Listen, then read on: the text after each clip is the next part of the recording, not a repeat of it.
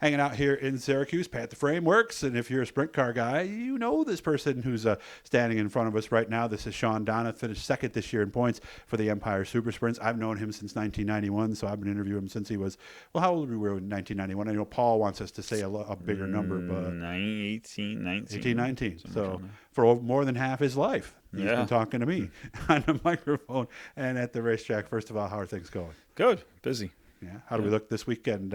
Weather could be a factor, so I guess we'll wait and see about tomorrow at Outlaw. Yeah, if they cancel, hopefully they do it early enough so we don't have to travel. But if we get there, hopefully the weather holds off and we get some laps in. You told me your past experiences there have been the track has been very good. It's been. I'll give Tyler and his team props. It's been.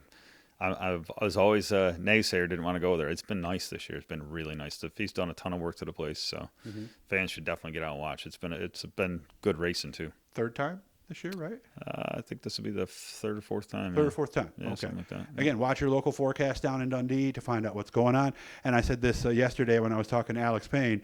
You will not leave there saying, man, I wish they raced a little bit longer. So you'll see lots and lots of racing. Lots of classes, for sure. Lots of classes. Yeah, you're not going to leave there going, I didn't see enough racing. You definitely see a class. If you don't like one class, you just wait. There's another one that'll definitely fit your flavor. There's another one after that and another one after that. Yep, They'll that's get good stuff, though. Lots of cars. racing. Lots of racing. You're gonna like it. So, any keys to getting around that track? Because obviously it does tend to slicken up by the time you're rolls. I mean, I'm not that fast there, so it's a momentum, high speed track. For the size of it, it's pretty fast. So okay. And air is a big thing for us. So trying to stay in clean air is a big deal. All right. By the way, I want to welcome aboard Rudy Plumbing. They just jumped on board. So whether it's a faucet refixed, a clogged drain, or something where you go at 9 in the morning and go, oh no, and you need to call somebody, make sure to look up Rudy Plumbing right here in Central New York. So a lot of folks have called it a season. I'm sure you've talked to some of them, right? Yeah. So what kind of things should they be looking at as they evaluate how's my chassis, how's my engine program, do I need to switch shocks, things of that nature? What should they be looking at? I mean, we always look at how many races you have how many races you race on your shocks, and were they rough tracks and this, and to determine what you're going to do to them as far as rebuild stuff. Rear ends, we freshen them every season. What's involved in a freshening of your rear end? It depends. We pull them apart. Usually check as long as the ring and pinion looks good. It's just we'll replace bearings and seals and all that stuff, so they're ready to go, and re-shim everything so it's all snug again. And then be sure you guys fog your engines before you put them away. Drain your fuel systems and all that stuff. A lot of people just push their car in the garage and leave it, or push it in the trailer and leave it all winter and drag it out in the spring. And then condensation's your biggest enemy. Yeah, and that's what the fogging will take care of, right? Yep. And you have the same issues with your rear end and your drive lines and all that stuff. So should you leave gear oil in the rear end? You should. We use a protective. We put our stuff inside where it's heated, but if you can't, some people can't. Then you should have like a fluid film on your ring and pinion. Drain the oil out, fluid film it up, so the stuff sticks. So you want to coat everything you can, especially if you can't have it inside. I've had people describe the fogging process. What do you actually do? You're trying to get oil on the cylinders that sticks, around the valves, anything that's a clean surface that makes where the power's made. You want to make sure that that's not going to make rust all winter. So, and just like for the carburetor guys, we just spray it right into the carburetor? We recommend you drain the carburetor, fill it with Marvel Mystery Oil.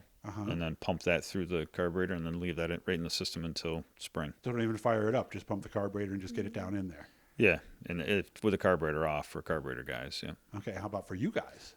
We lube the barrel valve, take the nozzles out, keep everything. Again, our stuff we keep inside at temperature controlled, so if you can't, maybe your engine builder can find you a spot somewhere. That's always a good idea. Yeah, and remember, they are fuel injected, where the other cars that race at the tracks pretty much, except for some of the four-cylinder divisions, are all carbureted. Yeah. Now, when you start it up, what do you do then after it's been fogged?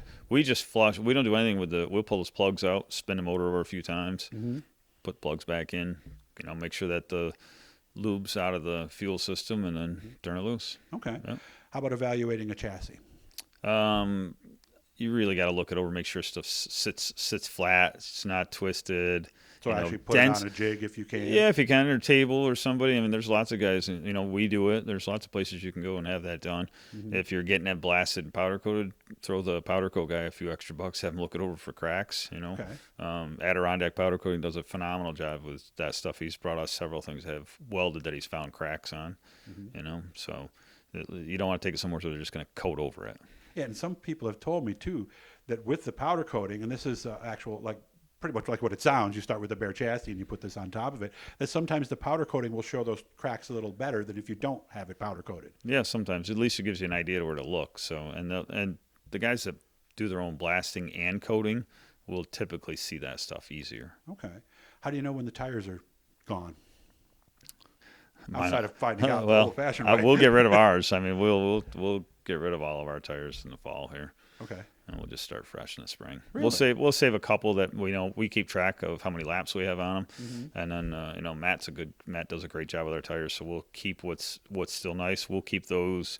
They'll be clean, put in bags, and then we'll have out of the sunlight, out of any lighting, right, so that they don't rot, and then hopefully we can go to Florida and use those tires. Okay.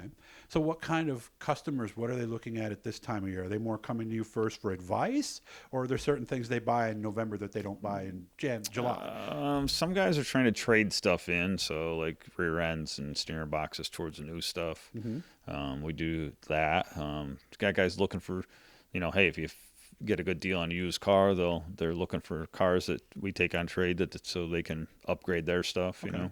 Some guys are trading stuff in for new cars, So if they're thinking, probably not a bad idea to give you a call because you might have a line on. Yeah, we've got, right? And then and like a lot of guys, if you're not into going 360 racing, 305 racing, they're trying to get into the 602 crate sprint car program, and that's a great deal because you can take your Sportsman motor, put it in one of these cars, and have a sprint car, and you don't need the newest stuff. It's because they just don't require new stuff. So a lot of the older equipment is perfect for that. Yeah, I think that would be a good way to start then, because let's be honest, a full-fledged 360, are we up to $100,000 yet, top to bottom? I don't know. I mean, some of these guys are spending $65,000 on a motor, yeah, and then you get, but you don't need to spend that, but guys are doing it. Gotcha. Yeah. Well, it's good to see you as always. Good luck this weekend. Again, they're going to be at Outlaw Speedway on Friday night. Remember to subscribe, leave us a comment, throw some likes at us and stuff like that. If you have any requests, you can put that in the comment section as well.